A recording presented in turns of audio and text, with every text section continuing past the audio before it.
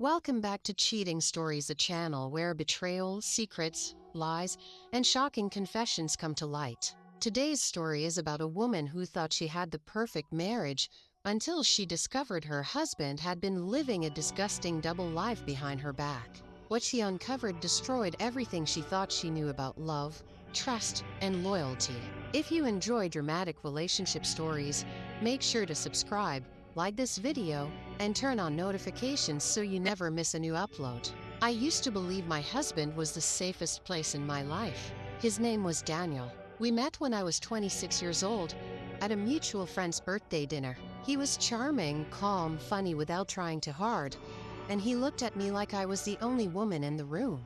After years of toxic relationships and disappointments, Daniel felt different, stable, mature, safe. We dated for 3 years before getting married.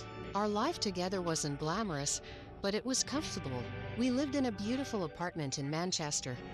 Both worked full-time jobs and spent weekends binge-watching shows or going out for dinner. Everyone around us used to say we were the perfect couple. I believed them. For the first 2 years of marriage, everything seemed normal.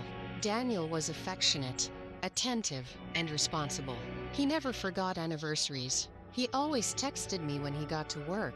He even made me tea every morning before leaving the house. That's why the betrayal hit me so hard, because it came from the last person I ever expected. It started with small changes. Daniel began staying late at work more often. At first, I didn't think much of it because he worked in finance, and busy periods were normal. But then late nights became almost every night. He also became strangely protective of his phone.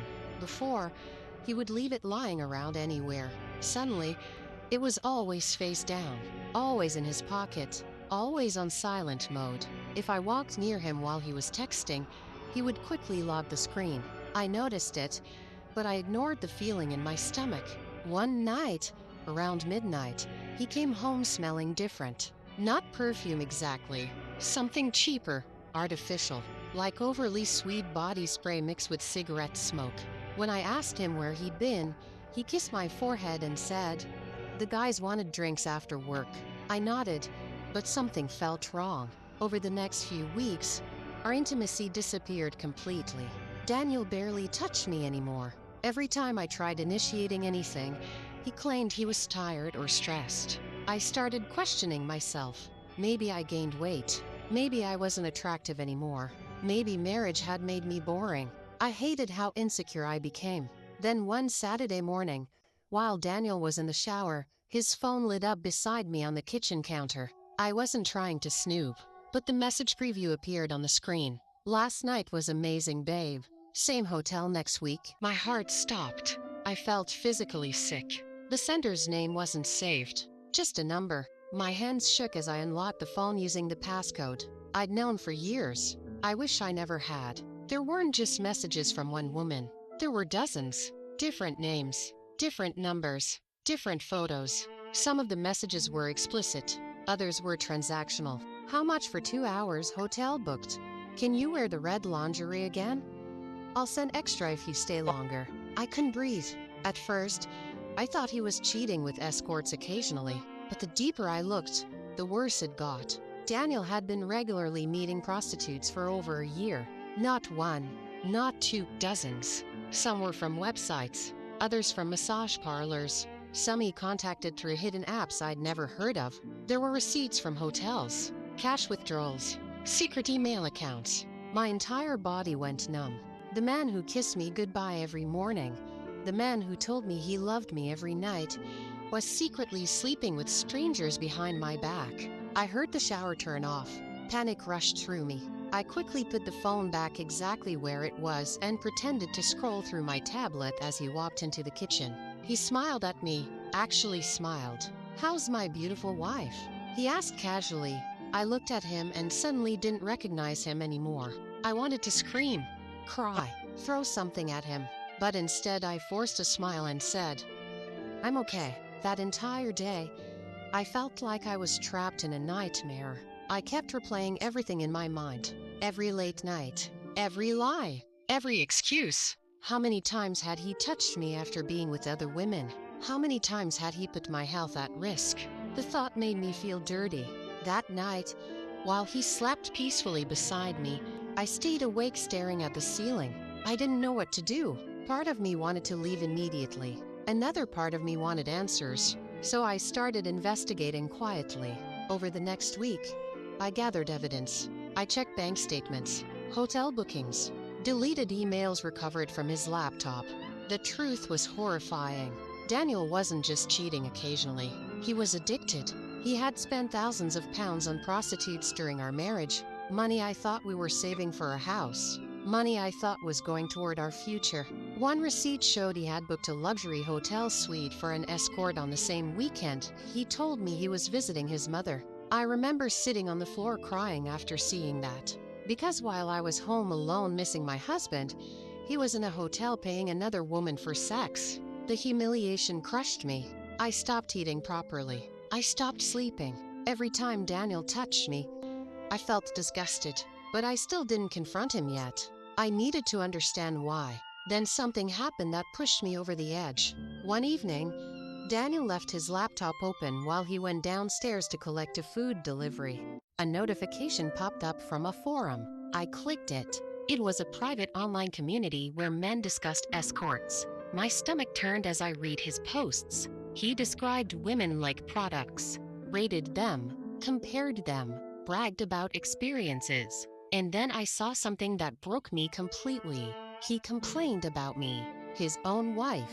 She's emotionally needy lately. Marriage kills excitement. Escorts are easier than dealing with relationship drama. I burst into tears immediately. After everything I had done for him, after years of loyalty and love, that was how he saw me. A burden, an inconvenience. I heard him coming back upstairs, so I closed the laptop quickly. That night, I made my decision. I was done. The next morning, after he left for work, I packed a suitcase and went to stay at my sister's house. I also booked a full health screening because I no longer trusted anything about my husband. Around noon, Daniel started calling repeatedly. I ignored every call.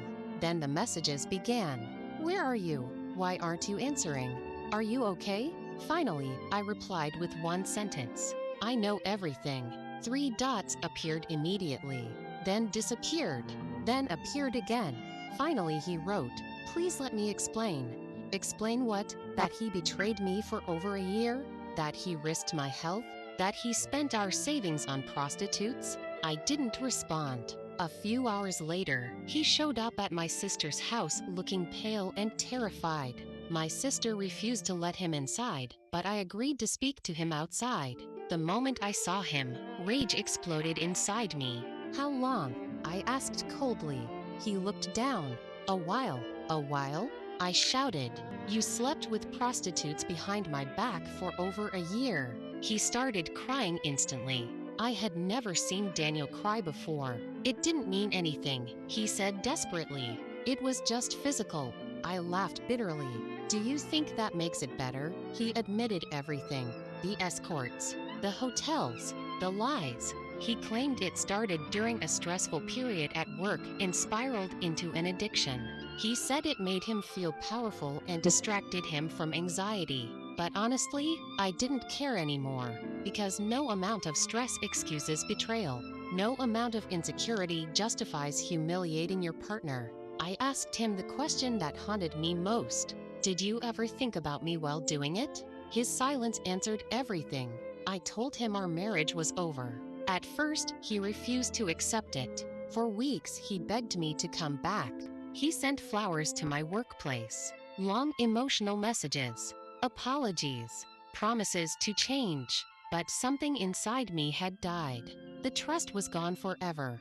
Friends and family were shocked when they found out. Nobody could believe Daniel had been living such a secret double life. Even his own mother cried when she learned the truth. The divorce process was painful, and unfortunately, they destroy the people who love them in the process. Months later, I found out something else. One of the escorts Daniel regularly visited contacted me anonymously online. At first, I thought it was a prank, but she told me she recognized my name from his phone conversations. According to her, Daniel used to complain about me constantly while simultaneously talking about how terrified he was of losing me. She said he seemed deeply unhappy with himself. Oddly enough, hearing that gave me closure. Not because I pitied him, but because I finally understood that his behavior had nothing to do with me lacking something. He was broken long before he met me. Today, my life looks completely different.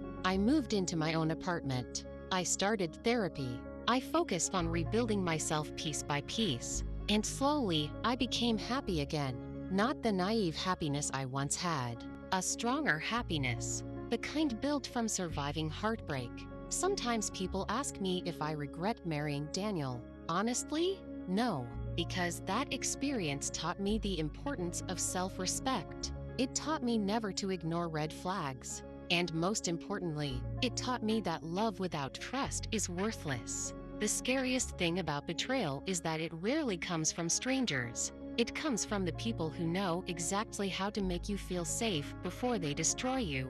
So if you're watching this and your intuition is screaming that something is wrong, listen to it. Don't let love blind you to disrespect. And never stay with someone who repeatedly betrays your trust. Because you deserve loyalty. You deserve honesty, and you deserve peace. Thank you for listening to today's story on cheating stories. If this story shocked you, don't forget to like, comment, and subscribe for more dramatic cheating confessions and relationship stories.